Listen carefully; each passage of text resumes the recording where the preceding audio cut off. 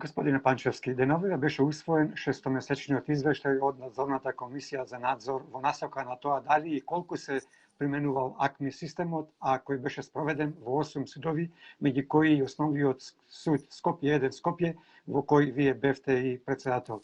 Министерката за правда Рената Десковска изјави комисијата за надзор заклучила дека во сите судови управувањето на предметите се вршело исклучиво преку АКМИ системот. Вие сте обвинети за овој случај со употреба, односно злоупотреба на АКМИ системот. Како сега ќе го прокоментирате овој извештај и зошто токму сега го прават овој извештај? Која им е намерата на овие власта на ЗАЕ? АКМИСот, како што кажав и претходно, беше една политичка нарачка. Како да се освои судот, да се предизвика страв кај судиите, а јас во конкретниот случај да бидам пример за сите суди. АКМИСот, како политичка нарачка, се спроведе единствено и започна единствено во Кривичниот суд во Скопје, каде се водеа најчувствителните политички предмети, така наречени политички предмети.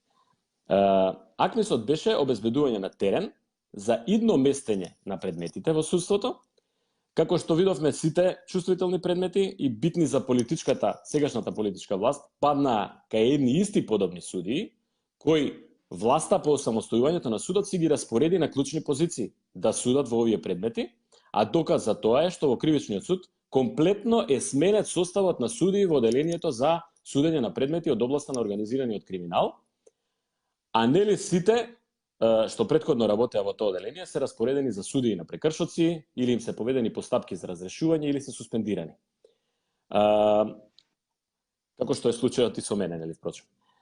Како што и во претходното интервју кажав, јас сум обвинет за распоредување на предмети кои ги поднесувало обвинителството, замислете, предмети кои ги поднесувало обвинителството, вклучително и СЈО, додека јас сум бил председател на тој суд, предмети кои ги суделе судии, некои од нив долгогодишни судии, избрани од судскиот совет можеби 80-тите години, и по моја вина е тоа што предметите не биле распоредени електронски, туку доделувањето било рачно преку електронскиот систем повторно, кој го дозволува тоа. Значи има таму систем кој дозволува рачно распоредување на предмети, а тоа е во отсуство на критериум. Замислете, никој не се буни за постапувањето, ниту поведува постапка за постапувањето на судиите по предметите, а тоа се највеќето, значи таму се води постапка за 49 предмети колку што се сеќавам, од областа, повеќето се од областа на организираниот криминал, а мислам дека само 2 или 3 се од специјалното обвинителство. Замислете, никој не се буни за постапувањето на судиите кои суделе во предметите, бидејќи предметите се потврдени и поминувале и се уште го поминуваат патот на жалбена постапка, па потоа постапка пред апелациониот суд, воени правни лекови пред Врховниот суд. Туку само распоредувањето, што е законска и деловничка обврска на секој председател, да внимава за рамномерна распределба на предмети, бидејќи електронскиот систем АКМИС е само компјутерска програма која е направил човек. Точно е дека скоро до некаде до 2014 година клучевите за овој АКМИС систем ги имаше Американската амбасада. Бидејќи тој самиот систем е донација на УСАИД, на судството. Судот не имаше пристап до клучевите на судот. И сега индикативно е како таа компјутерска програма може да се справи со сите животни ситуации. Заради тоа и во законските и во деловничките прописи е оставен простор да такво влијание има и председателот, односно тој да се грижи за рамномерна распределба на предметите во отсуство на одредени критериуми кои што ги налагаат одредени животни ситуации, бидејќи во животот не знаеме што се случува. Видете, специјалното обвинителство се формираше по политичка волја. АКМИСот него препознава специјалното обвинителство како посебен критериум на распоредување на предметите. Интересен е фактот што 49 предмети за кои што ме товарат се распоредени рачно, сите се доделени на различни судии, наспроти на сегашното доделување на предметите само на судијата Кацарска и на неколку други суди.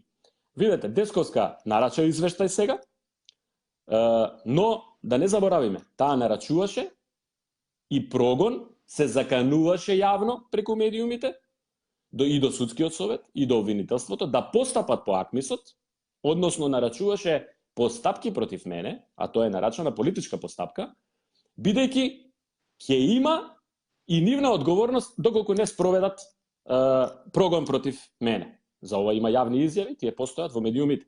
Значи си има архиви. Сега се прават, тие самите си прават чисти извештаи, за да не може некоја друга власт утре да им го оспорува нивното распоредување на предмети и да се заштити така нареченото кацарска судство. Со тоа што Акмисот, сите знаеме дека беше заглавен на кацарска и сите политички чувствителни предмети паднаа токму кај судијата Кацарска.